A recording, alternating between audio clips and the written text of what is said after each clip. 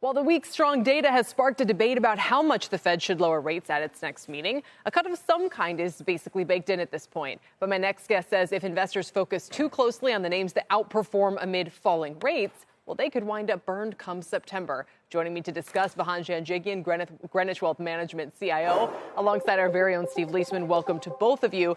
Vahan, you don't think we should put all of our eggs in the lower rates basket? Well, not necessarily. So generally speaking, investors seem to think that lower interest rates are better for growth stocks than they are for value stocks. But I think it also really depends on the shape of the yield curve. So, there's basically no doubt that the Fed is going to be decreasing the Fed funds rate, and we're going to see lower short-term rates. But that doesn't necessarily mean that long-term rates are going to go lower or even stay as low as they are now. We've had an inverted yield curve for quite a while.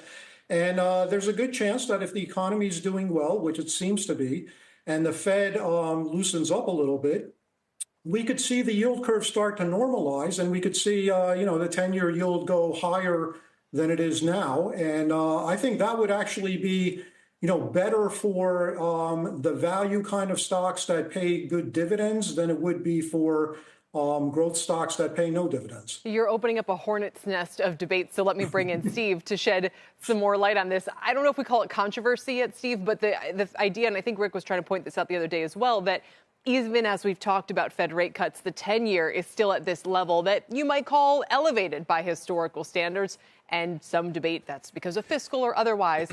What are you hearing? What would you say about this?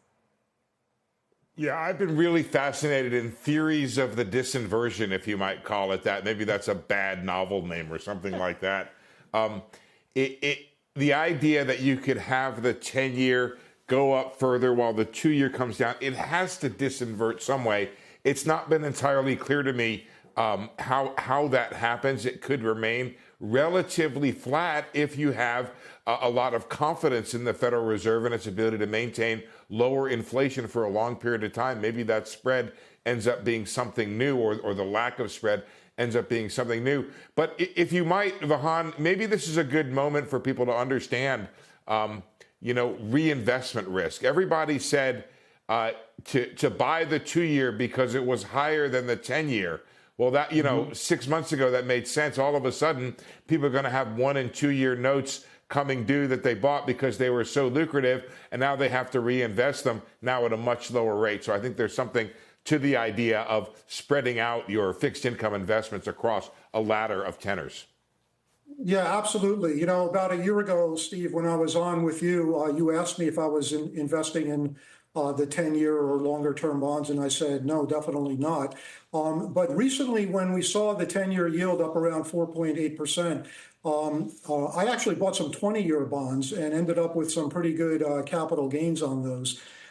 So yes, there is that reinvestment risk, but that shouldn't be too much of a worry if the Fed decreases rates gradually. I don't expect huge decreases. I know that a lot of people now are talking about 2 50-point decreases by the end of the year. I don't expect that. I think the Fed's going to be much more gradual. In fact, my view was all along that the Fed should have started in January and should have decreased by 25 basis points every other meeting, which would actually take us to the same place we will be if they decrease by 100 points between now and the end of the year.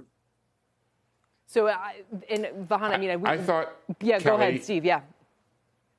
Kelly, I thought when you started this segment, I didn't hear exactly what you said. I thought you said weak, strong data. And that's really what's going on in this economy. If you think about it, we've been back and forth. We had lousy housing numbers today. We had the weak jobs report a couple weeks ago. We had a great retail sales report, and jobless claims have been moderate. And that's why we're back and forth. If you look at this, essentially, let me double check for you, this 50-50 probability that we have right now of a 25 or a 50. Well, no, it's not 25.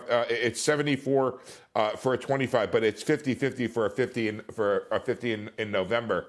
So the market is really going back and forth along the lines that Vahan was talking about. Yeah, so I guess, Vahan, tell us, portfolio-wise, what stocks you feel, most conviction about, what names, and is your portfolio reflective of one that, might not be a high flyer if we don't get a substantial move lower in rates?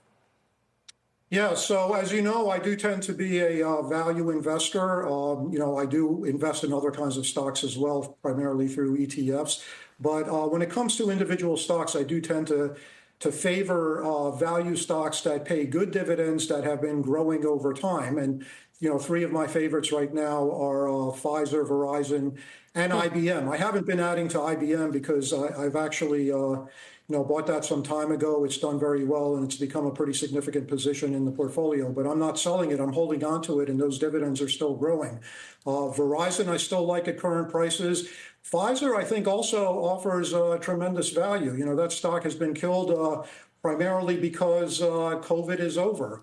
But, they do have a lot of things in the pipeline, and a few of those things may pay off, and those dividends are still growing. So I kind of view these stocks as substitutes for bonds. Yeah. I mean, they're very similar in the sense that, they're long-term investments. They have very good yields. But of course, the difference is those dividends grow, whereas the interest payments on the bonds don't grow.